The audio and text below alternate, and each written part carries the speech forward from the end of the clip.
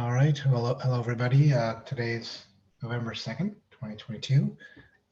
This is SIG, Kubernetes SIG Architecture Production Readiness Sub-Project meeting.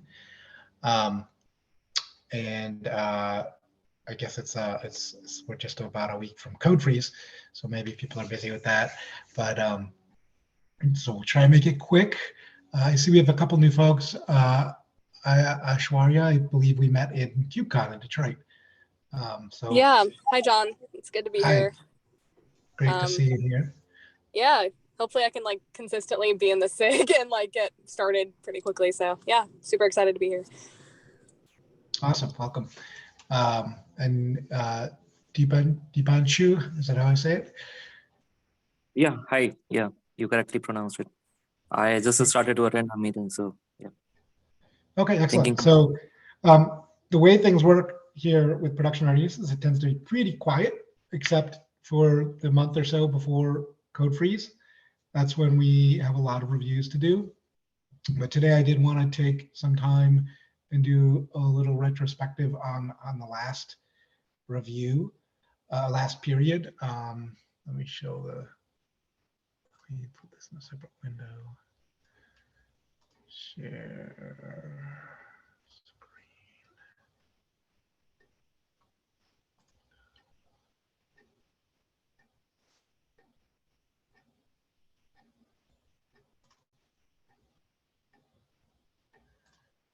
All right, can you still hear me? Yes. Okay, sometimes it used to, when Zoom shares, sometimes it shares the tab. Okay, cool. So from my point of view,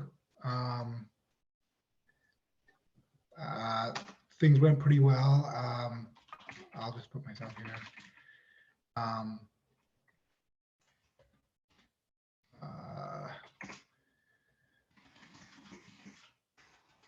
I thought the new project board was pretty good.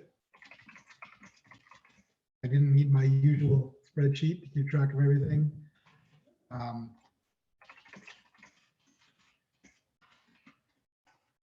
don't recall any specific new types of questions we got. So I don't know, David, how about you? Things seem to go pretty well for me. I thought that the new project board was the single best improvement we've had in the last 3 releases. That was really big. I thought that it was not ideal that we were able to manipulate that project board to like remove entire columns. You remember Wojtek had an incident. I had one incident. That wasn't awesome. Yeah. I thought that the help that I got from the shadows was actually quite good. You know, they were able to go through, take first passes. The results were good. I don't know how they felt about the process that we tried. So I'm interested. The only one I think who was there with me was Han. But whether here's your training, watch us do this once. Now, could you please practice on these 2 PRs and we'll go over it. Whether that approach was good or not, or whether we could do something better is feedback I would like to hear here.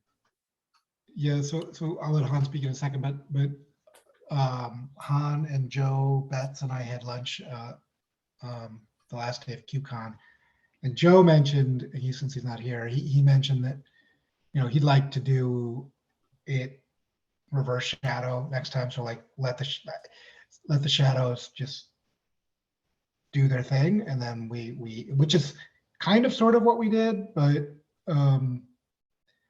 I didn't feel like the volume was enough for the number of shadows we had. I guess is what I would say.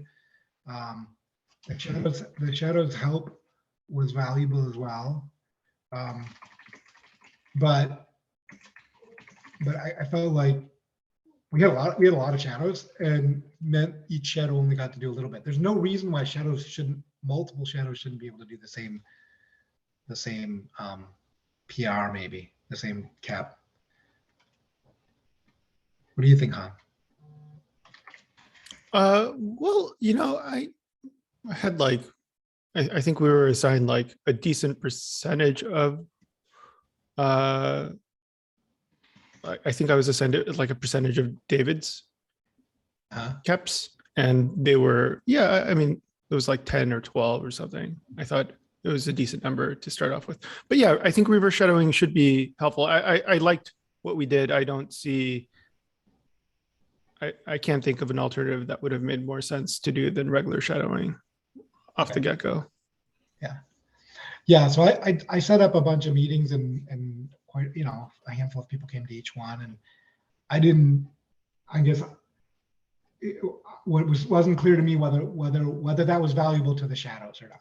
I don't know if you came to any of those, Hans. I did come to one of yours too. Yeah, I went to David Sessions and one of yours.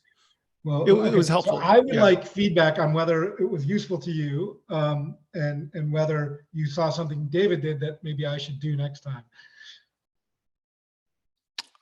No, they were similar. I think. Okay. I think the speed, like I think we went through more caps with David, but I went to more of David's sessions, so that could be it too. Okay. Okay. All right. So then, just for the new folks here, essentially give a very high level overview, right? We as caps are proposed for the release, there's a handful of questions on the cap that are around production readiness. And there are a few of us that can approve the answers to those. And what that means is we review their answers, we make sure that their plans and their designs are in line with what we would expect to make the feature supportable and safe. Because there are something on the order of 80 caps per cycle, and there are only a few of us that approve them, it can get a little bit hectic those couple of weeks. So we're trying to bring more folks onto the team, which is likely why you're here. And so we did a shadowing process last time where David and I, so we have one other active approver, Wojciech, but he was out. I think he's out all the way through the end of this year. And so he was out for the last cycle. So although he did a bunch of stuff, even though he wasn't technically working. Anyway, so David and I held these sessions where folks came and we just went through and we showed, this is how we do the review. This is the kind of thing we think about as we read these questions and these answers. And then what we're talking about doing next time is reverse shadowing, where the shadow would lead the review and go through and say, okay, here's what I think about this, here's what I think about this, and then I guess David or I would give feedback on that. Does that match with what you're thinking of as reverse shadowing, Han? And then Yeah, I see pretty Jeremy. much. So Jeremy, we are just doing a retrospective, and I would love to hear from you on how you thought the shadowing process worked for you as a shadow, and then if you went to both mine and David's shadowing sessions, whether there's things each of us could learn from the other in that process. Cool. Hey, I only went to yours. I think it was really useful to be able to sit through a couple with you and to kind of see what you were looking at. I think towards the end, I reviewed a couple of myself and left comments, and you agreed with a couple of them and disagreed with a couple of them. Right. I think part of it is like doing it a few more times and having just like the eye tuned to that. So I plan on asking to shadow again. And I think doing reverse shadowing would be cool. Just to force me to do a few more than I did this time. Okay. All right. Sounds good. Any other retrospective comments from folks? Yeah, I have one. One thing I noticed going through this time was I thought I had many more keps staying in the same maturity level, where they were staying in alpha, staying in beta. And I was wondering if the release team tracked that anywhere, whether we should track that somewhere. not specifically for project readiness or production readiness, but it's weird to me. Like I just noticed it seemed weird. Wonder if it was There were a symptom of some bunch sort of that problem. that got removed from the milestone too. I think a lot of people proposed things and then we're like, oh, we're not going to make it. Yeah, Um, that happens a lot. I think the thing where they stayed within the same phase, we had traditionally been tracking as like major change inside of a given phase. Like people will make a change to beta and it'll go from beta like 1 to beta 2 if it's an API. So there were cases like that in the past. I don't know how that's been reflected in the new tracking GitHub project board. I can take a look at that and see if that's a thing we can identify better. Would you prefer to not have reviews for those, or what would I have my comment there wasn't related to the production readiness review. Usually you can go through and see, okay, they just missed, they're doing the same thing versus they're making a change. That was easy enough to see. No, I was just wondering if it was a problem with our code base is getting progressively more difficult to modify, whether it's a problem of people are lacking the time. So whether anyone's even aware or if it's always been this way and I just never noticed. I think it's always been that way to a point. Okay. Mostly for things that are making significant changes within a stage. Because things don't typically go back. Like they won't go from beta to alpha. They'll just like, here's a new version of the beta. Here's a new version of the beta. Okay, that's fine then. So one thing I do wonder about along those lines, and this isn't maybe the right group, but Jeremy, you might have some insight. So we have a very, very, I keep harping on this because nothing seems to be happening. We have a very, very, very tiny group of people that can approve APIs. David, I believe you're one of them. It's Clayton and you and Tim and Jordan. So it's all 3 Googlers and you. Technically, I'm not on that list. I've actually wondered whether I should You're not. go through and finish. No, I'm on the reviewer list, but I'm not on the approver list. I thought, so who's but I the have fourth noticed person? that Google has collected all of them now. I'm pretty sure you're on there, David. You just didn't know it. Oh, in that case, I would feel really bad. You're like, oh, I wasn't doing Like that. I've been assigning those to other people. Oops. You don't have to look it up live. I'll look it up later, and someone will replay this for me. I believe I looked it up, and I was like, okay, there's at least one non-Googler, but that's still not enough, right? Like we need. Well, I mean, that roadmap, Jordan has definitely gone through and thought about. That happened, what, 3 years ago? And he got a lot of reviewers, but we haven't moved people into approvers. So whatever we need to do,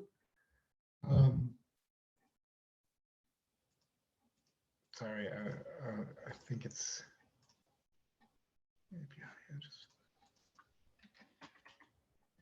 API approvers. Oh no, I'm wrong. It is Daniel. Yeah, there we go. It is all Googlers. Yeah, that you should do whatever you need to do, Mr. Eads, because that's not healthy. I mean, I'm from Google. It's great for me, right? But I don't think it's healthy for us as a community. So yeah. Okay. I've been telling people wrong. I've been saying it's 3 Googlers and you. I didn't think Daniel was in there for some reason, but he is. Okay. So I kind of wonder, the reason I brought that up is I wonder if, that's a narrow number of people to do an important blocking task. And those tend to become design reviews, not just API reviews often too. So I wonder if there's just not enough bandwidth on that small number of people for that small number of people to get changes through. So it's something I think we should, maybe somebody in the release team can investigate a little bit, or release SIG. So having done tracking of enhancements for a few releases, that does become a bottleneck towards the end, and there are things that will not make code freeze or not make wherever they need to get to because they're waiting for API reviews, and they just wait too long to ask for them. And like the people doing the API reviews are carrying a lot of weight, and you can only get so many through in a time. So just to let you know, like Tim is working on trying to help bring more people, you know, but right now it's an internal thing, and he hopes to bring it to the community if it works well. But like, we really should do, I'm hoping somebody from Red Hat or VMware, or, I mean, VMware, I know things are,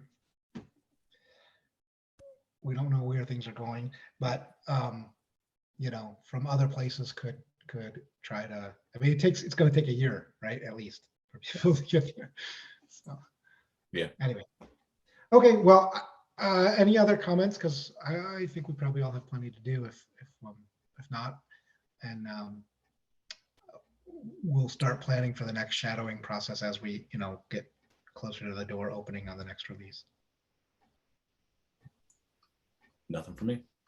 Okay. Thanks, everybody. Bye-bye. Bye.